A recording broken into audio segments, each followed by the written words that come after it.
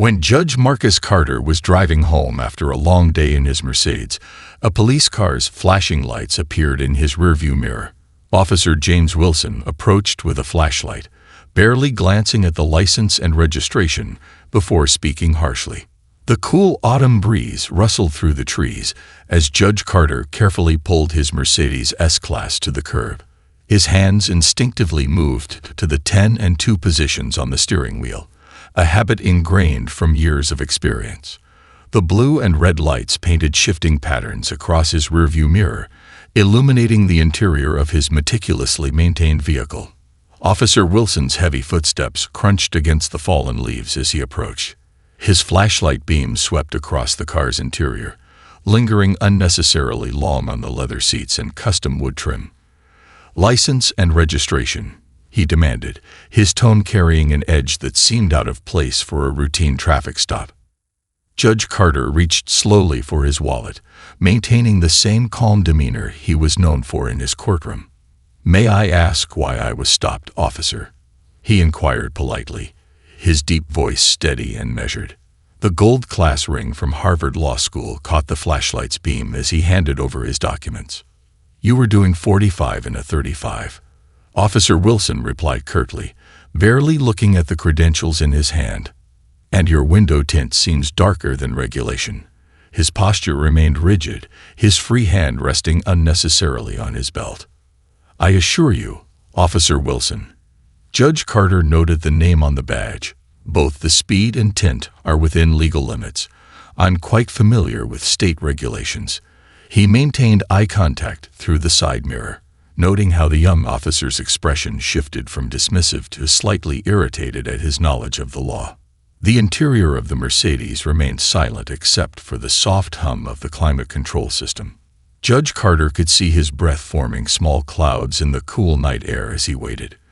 Behind them, other cars slowed to look before passing, their driver's curiosity piqued by the sight of the luxury vehicle pulled over. Officer Wilson returned to his patrol car, taking an unusually long time to run the standard checks. Through his mirrors, Judge Carter watched the officer's suspicious glances toward his vehicle. After several minutes, Wilson returned, his demeanor unchanged despite the impeccable records he'd undoubtedly discovered. "Step out of the vehicle," Wilson commanded, his flashlight beam now directed at Judge Carter's face. The judge noted the unnecessary escalation but complied with dignified grace. As he stood to his full height, his tailored suit and commanding presence seemed to give Officer Wilson a moment's pause. "Sir, I'm going to need you to," Wilson began, but stopped mid-sentence as Judge Carter reached into his jacket pocket. The officer's hand instinctively moved toward his weapon until the judge slowly produced a business card with the state court's official seal. "Officer Wilson, I believe we're both professionals who serve the public." Judge Carter spoke softly, but with unmistakable authority. "I'd be happy to discuss any concerns you have about my vehicle or driving, but I suggest we do so with mutual respect." The card trembled slightly in Officer Wilson's hand as recognition slowly dawned in his eyes. The gold embossing caught the streetlight. That Honorable Marcus Carter, Chief District Court Judge. The officer's face remained frozen in an unreadable expression as distant traffic created a soft backdrop of white noise to this pivotal moment. Neither man spoke for several seconds, the weight of the situation hanging in the air between them. Judge Carter stood patiently, his posture relaxed but dignified, waiting to see how the young officer would handle this revelation. The night had suddenly become very interesting indeed. In the courthouse next morning, Officer Wilson strutted through security until he spotted the distinguished man in black robes presiding over the courtroom. His heart skipped a beat as their eyes met, and he recognized the driver from last night. The morning sunlight streamed through the towering courthouse windows, casting long shadows across the polished marble floors. Officer Wilson adjusted his uniform collar, feeling unusually self-conscious as he made his way through the familiar security checkpoint. Today was supposed to be routine, just another morning of presenting evidence in traffic court cases. The courthouse bustled with its usual morning activity.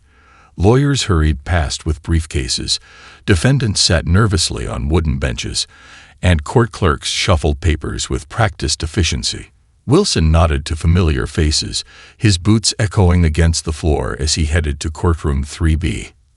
As he pushed through the heavy oak doors, the familiar scent of aged wood and leather filled his nostrils.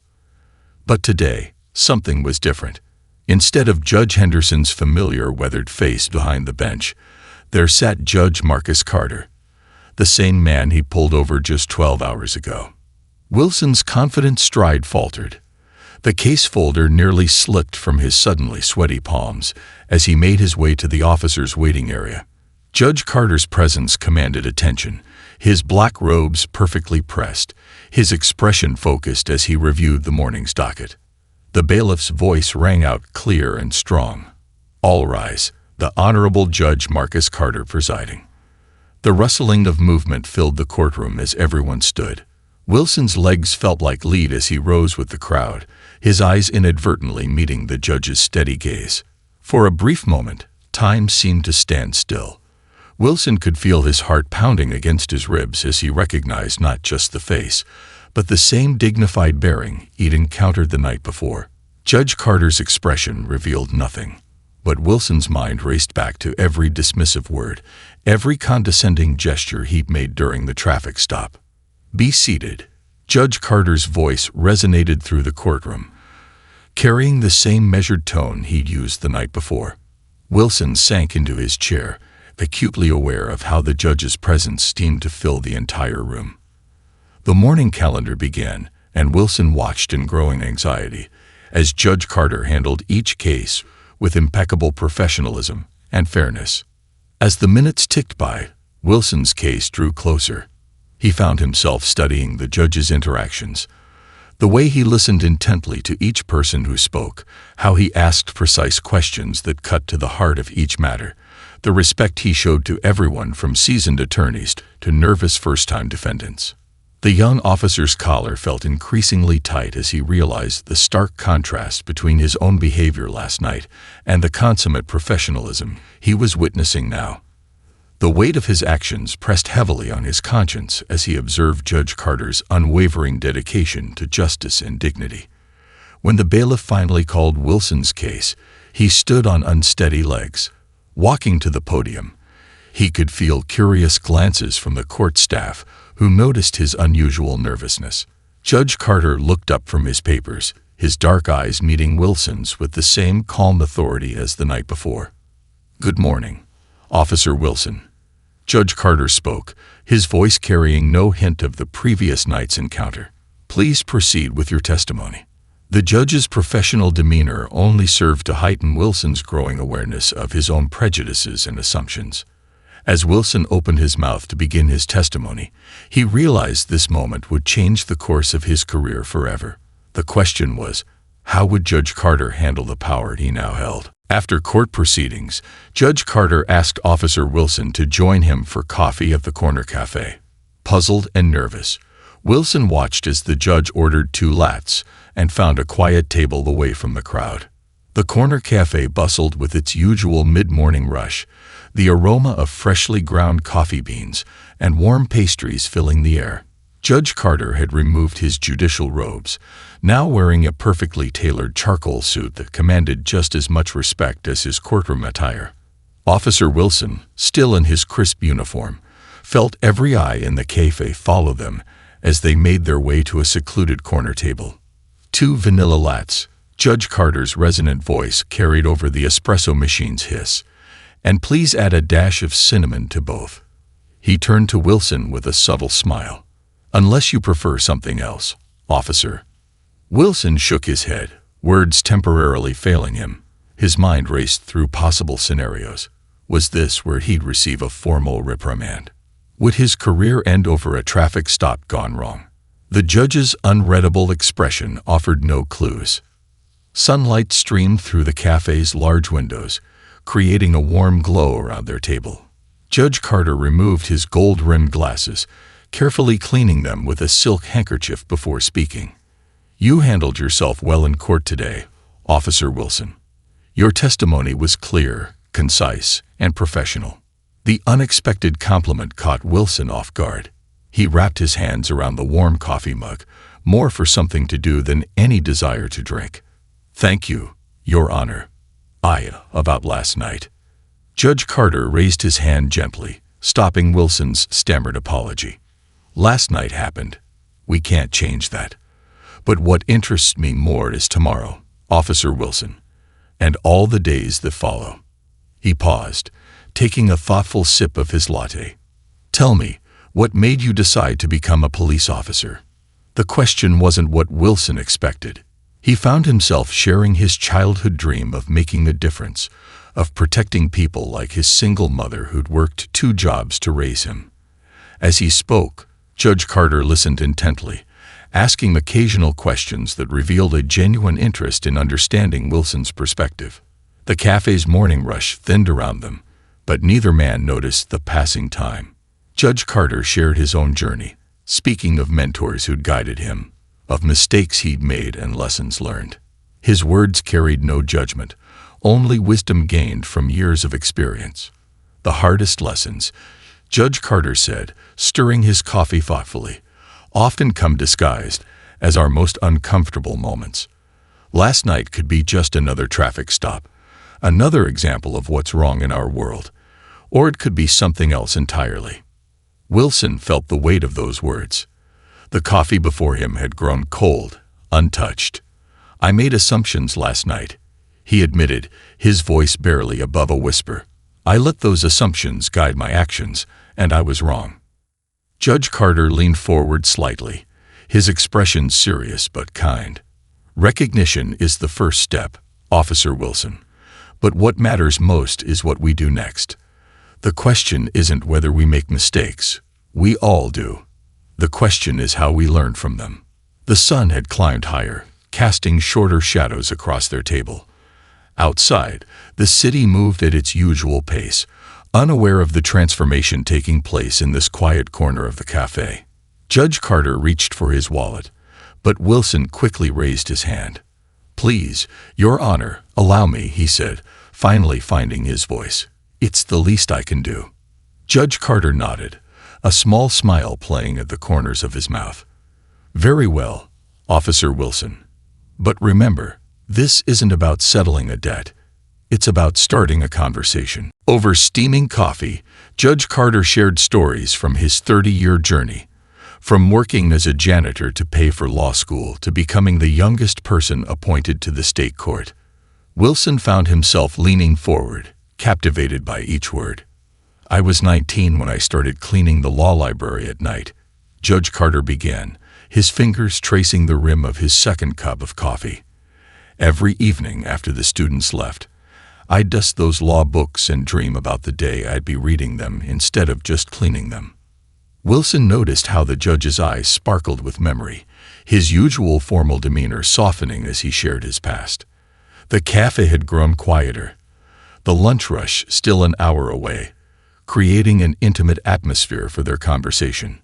"The head librarian, Mrs. Thompson, caught me one night," Carter continued, smiling at the recollection.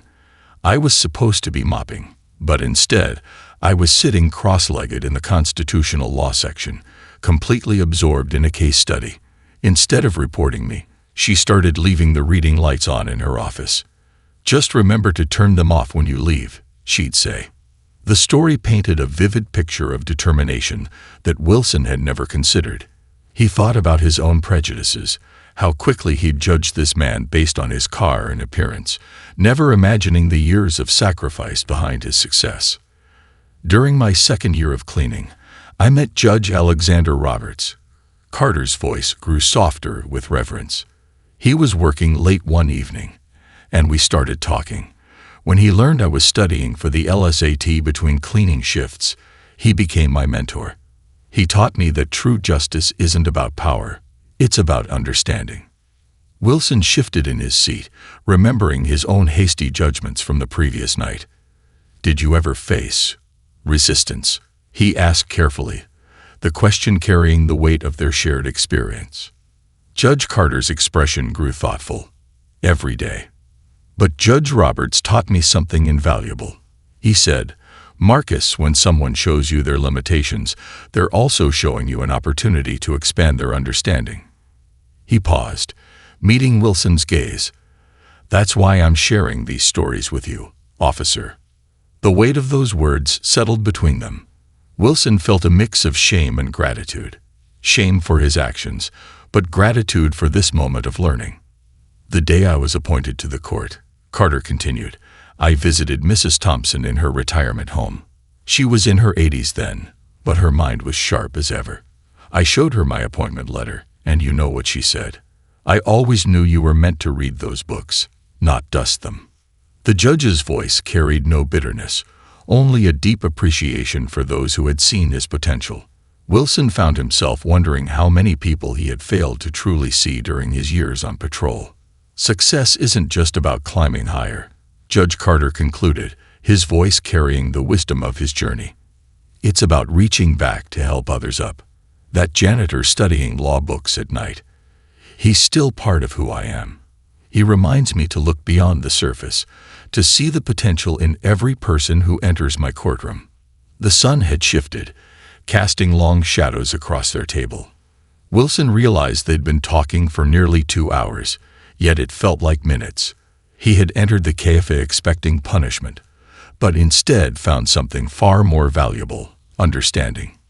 Your Honor, Wilson began, his voice thick with emotion. Thank you for sharing this with me. I never thought. Judge Carter smiled warmly. Sometimes, Officer Wilson, our greatest lessons come from the stories we never expected to hear. Instead of filing a complaint, Judge Carter invited Wilson to shadow him for a day. The officer watched in amazement as Carter handled each case with wisdom and grace, treating everyone, from lawyers to defendants, with equal respect. The morning light filtered through the courthouse's stained glass windows, casting colorful patterns across Officer Wilson's freshly pressed civilian clothes. He sat quietly in the back of Judge Carter's courtroom, observing the proceedings with newfound perspective. Case number 2475, Williams versus State, the bailiff announced, and a young man in an orange jumpsuit shuffled forward. Wilson recognized him from a drug arrest last month, a college student caught with prescription medications that weren't his.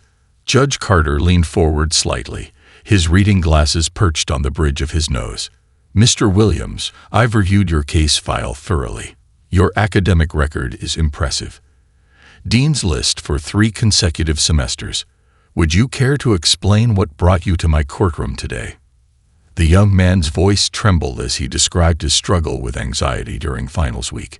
Instead of seeking help, he bought medication from a classmate. Wilson watched, fascinated, as Judge Carter listened intently, his expression neither condemning nor dismissive. Your Honor, the prosecutor began, given the quantity found. Yes, I'm aware, Carter interrupted gently. Mr. Williams approached the bench. The young man stepped forward, his chains rattling in the hushed courtroom. I'm sentencing you to 6 months of supervised counseling and 200 hours of community service, speaking to high school students about prescription drug abuse. Do you understand why? Williams nodded, tears welling in his eyes. Yes, Your Honor. Thank you. During a brief recess, Wilson followed Judge Carter to his chambers. That was unexpected, he admitted. Most judges would have given him a mandatory minimum sentence. Carter finished, removing his robes. Sometimes justice needs to be tempered with understanding. That young man needed guidance, not punishment. He gestured to a thick folder on his desk. I spent 2 hours last night reading about his background, his struggles, his potential. The day continued, each case revealing a new facet of Judge Carter's approach. He was firm with a repeat offender who showed no remorse, yet compassionate with a single mother who had written bad checks to buy groceries. Wilson watched as he connected with each person, seeing beyond their charges to their humanity. During the lunch break, they sat in Carter's chambers, sharing sandwiches from the courthouse cafeteria. How do you do it? Wilson asked. How do you maintain this level of involvement with each case? Judge Carter smiled, wiping his hands with a napkin. Remember what I told you about Mrs. Thompson. She saw me as more than just the janitor. Every person who walks into this courtroom deserves the same courtesy, to be seen as more than their worst moment. The afternoon session brought a case that hit close to home. A traffic stop gone wrong, much like their own encounter. Wilson tensed as the defendant described feeling profiled and disrespected. But Judge Carter handled it with characteristic grace, addressing both the officer's safety concerns and the defendant's rights. "Notice something?" Carter asked later, as they watched the sun setting through his office window. Every case today involved someone making assumptions about another person. The prosecutor about the student, the officer about the driver, society about the single mother. Wilson nodded slowly, understanding dawning in his eyes, and each time, looking deeper, revealed a different story. "Exactly," Carter replied, gathering his belongings. "That's why I invited you here today. Sometimes we need to see justice from a different angle to understand its true meaning."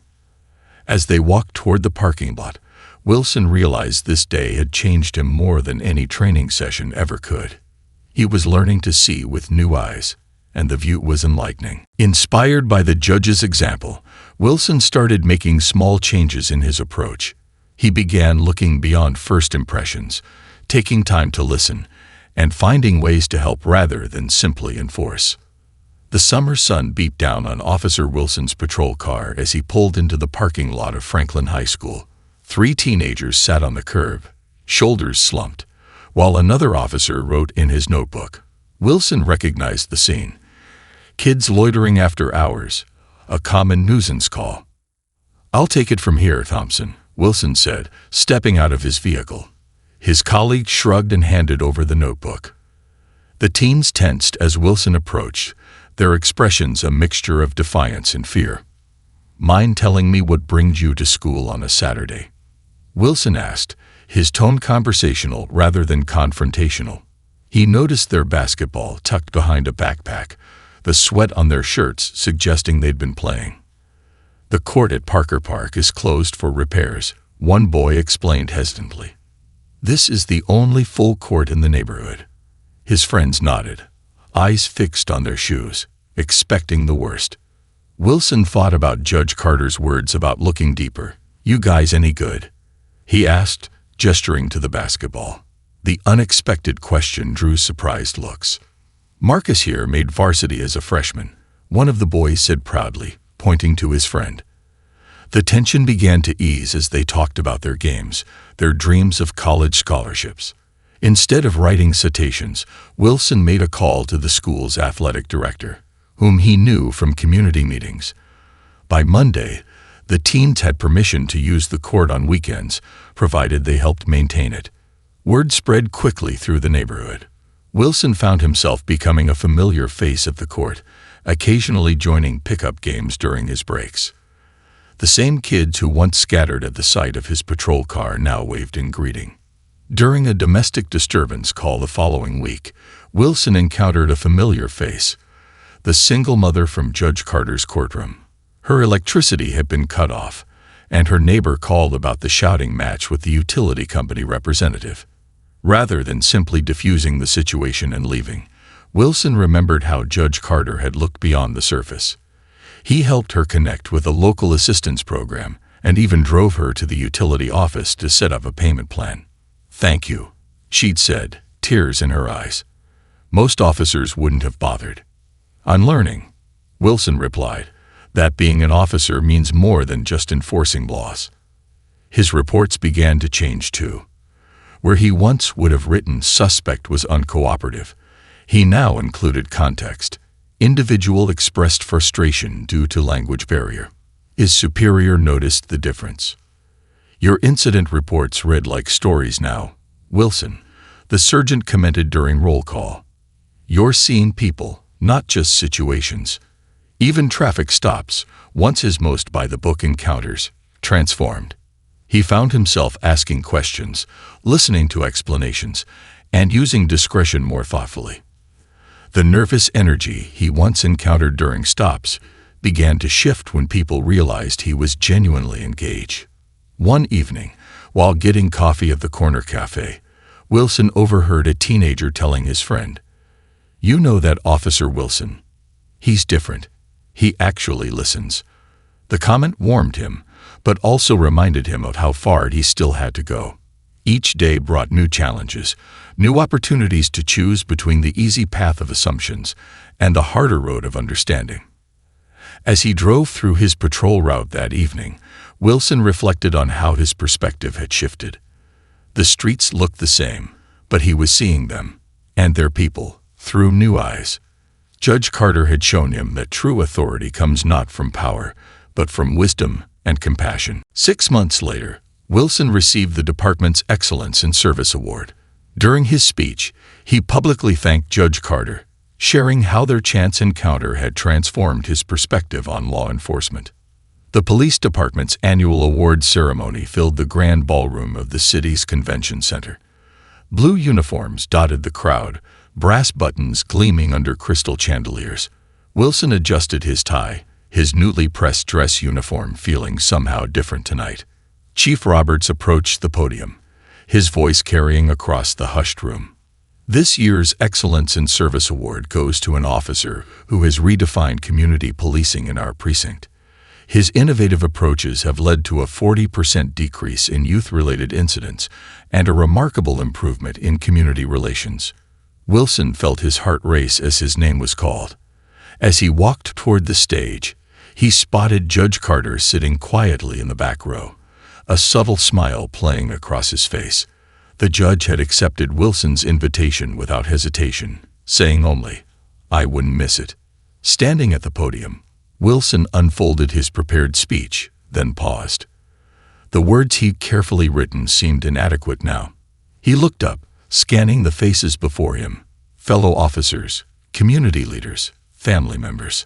6 months ago, he began, his voice steady despite his nerves. "I made a traffic stop that changed my life. I didn't know it then, but that night would teach me the most important lesson of my career." He caught Judge Carter's eye, receiving an encouraging nod. The driver was Judge Marcus Carter. Wilson continued, hearing surprised murmurs ripple through the audience. "I treated him with less respect than he deserved, than any citizen deserves. Instead of filing a complaint, he chose to teach me about dignity, about seeing beyond first impressions." Wilson shared how that encounter led to transformation. The basketball court solution that became a model for other precincts, the community outreach programs he'd initiated, the mentoring sessions he now conducted with new officers.